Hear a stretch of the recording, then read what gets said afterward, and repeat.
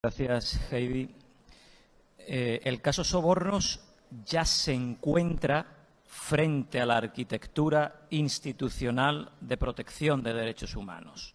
Lo que ocurre dentro de los Estados ya no termina dentro de las fronteras de los Estados. A día de hoy existe toda una arquitectura institucional de protección de los derechos humanos a la cual pueden los individuos recurrir.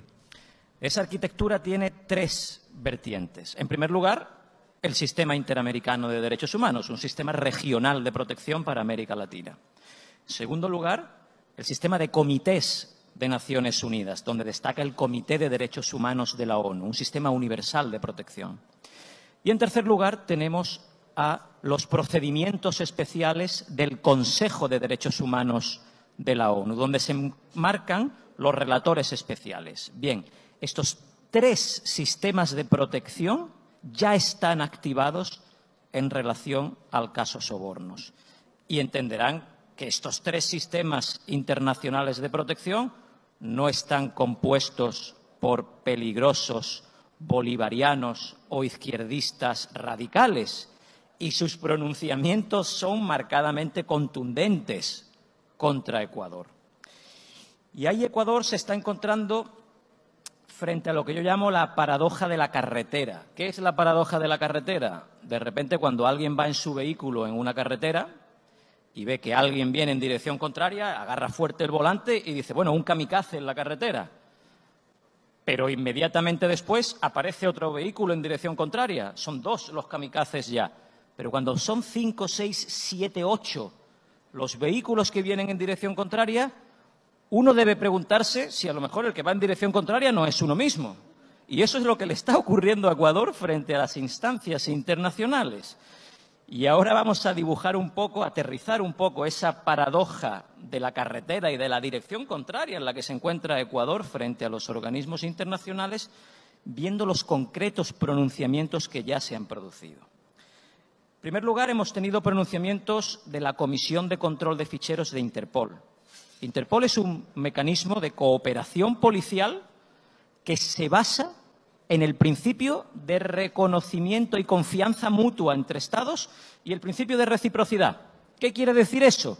Quiere decir que cuando una autoridad judicial de un país tramita una orden internacional de detención, en principio Interpol, basándose en el principio de confianza en las autoridades judiciales, lo tramita.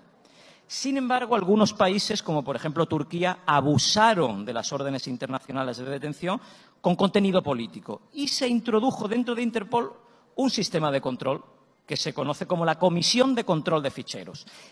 Es muy excepcional que la Comisión de Control de Ficheros pare una orden internacional de detención, por el principio de reconocimiento y confianza mutua entre Estados y además por el principio de reciprocidad. Si se para una orden, otro país después podría parar otro y moriría el sistema de Interpol.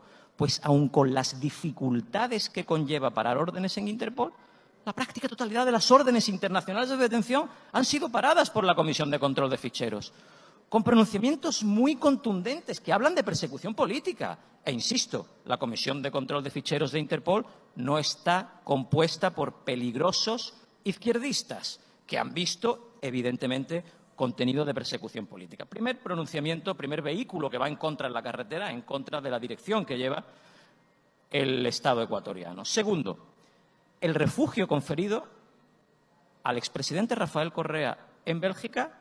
Insisto, Bélgica no forma parte del eje del mal, ni es Corea del Norte, ni pertenece a la izquierda radical bolivariana. Y ha otorgado refugio político al expresidente Rafael Correa, entendiendo que sufre una persecución política desde esta jurisdicción. Y ese es un mecanismo de control horizontal entre Estados. La figura del asilo y el refugio surge como una figura en la que los Estados se controlan a sí mismos en el despliegue de persecuciones políticas. Segundo vehículo que también va en contra de la dirección que lleva el Estado ecuatoriano. Tercer vehículo, esto ya es un camión, un tráiler. El relator de Naciones Unidas para la independencia judicial. Su nombre exacto es el relator especial sobre independencia de los magistrados y los abogados, pero realmente su nombre común es Relator sobre la Independencia Judicial. Es un organismo de inspección de Naciones Unidas enmarcado dentro del Consejo de Derechos Humanos. Lleva realizando pronunciamientos muy contundentes desde el año 2019. Dos de esos pronunciamientos es como si el relator hubiera tenido una bola y hubiera visto el futuro de lo que iba a suceder. Y los otros dos pronunciamientos han sido advirtiendo al Estado, ya le avisé de lo que iba a suceder. Los dos primeros pronunciamientos del relator dirigidos al Estado ecuatoriano tienen que ver con el rol que el Consejo Transitorio estaba desplegando en la politización de la justicia. Esa reestructuración del Poder Judicial que se hace desde el Consejo Transitorio ya fue vista por el relator de Naciones Unidas como un anticipo de lo que iba a ser una estructura de persecución política. Y, de hecho, alertó al país. En su llamamiento de 18 de septiembre de 2019, el primero ya le dice al Estado que está preocupado por la situación del Poder Judicial en el país. Y le expresa su preocupación por el proceso de evaluación integral de las y los jueces y conjueces de la Corte Nacional de Justicia de la República de Ecuador, porque pudieran no ajustarse a los estándares internacionales. Y cuestiona el principio de independencia judicial y advierte, estamos hablando de septiembre de 2019, que eso podría suponer una injerencia o intimidación en el proceso judicial. Segundo llamamiento, de 10 de junio de 2020. El relator nuevamente ve lo que va a suceder con la politización de la justicia a través del Consejo Transitorio y dice que está analizando el incumplimiento de las obligaciones estatales de proteger, respetar y garantizar la independencia e imparcialidad judicial en el país, sobre todo con la cesación de jueces y conjueces de la Corte Nacional de Justicia. Y le dice expresamente al país que le expresa su profunda preocupación por el desempeño de las funciones de los jueces y magistrados temporales.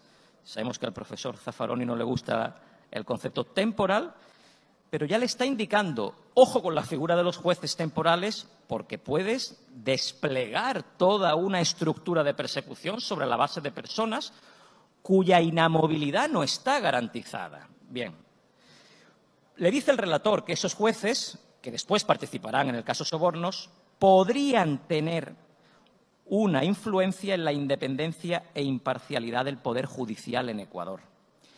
Y después de esos dos llamamientos donde el relator le está indicando al país, ojo con lo que está sucediendo con la reestructuración de la justicia, que empiezo a percibir una injerencia del Ejecutivo dentro del Judicial.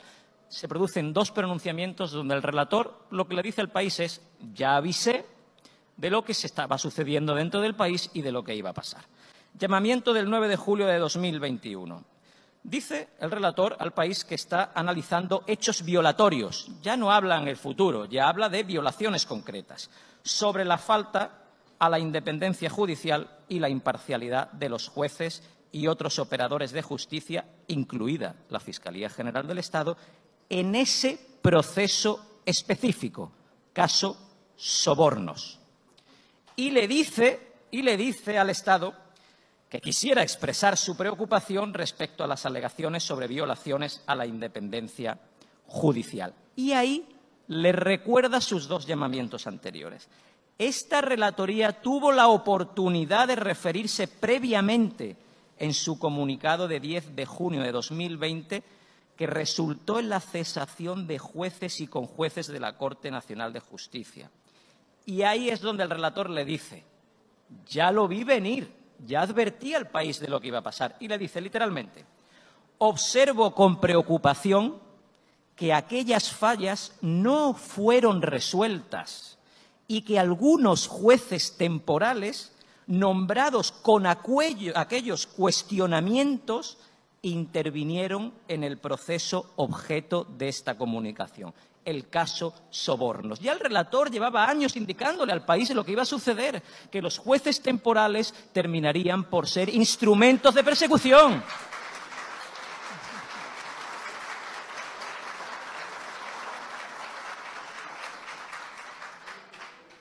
Pero vino un cuarto llamamiento, todavía vino uno más.